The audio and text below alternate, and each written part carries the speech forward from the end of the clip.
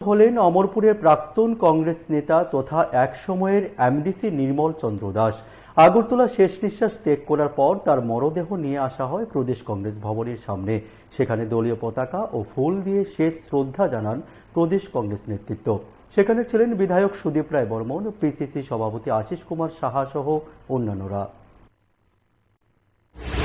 অমরপুর মহকুমা সহ রাজ্যের তফসিলি জাতির একজন অন্যতম জাতীয়তাবাদী নেতা, উনি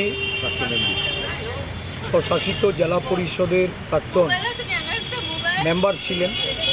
ওনার এই অকাল প্রয়াণে কংগ্রেস পরিবার ওনার এই শোকাহত পরিবারের প্রতি সমবেদনা জানাচ্ছে। ওনার আত্মার সদ্গতি কামনা করে এই প্রয়াত নেতার প্রতি গভীর শ্রদ্ধা আমরা নিবেদন করছি।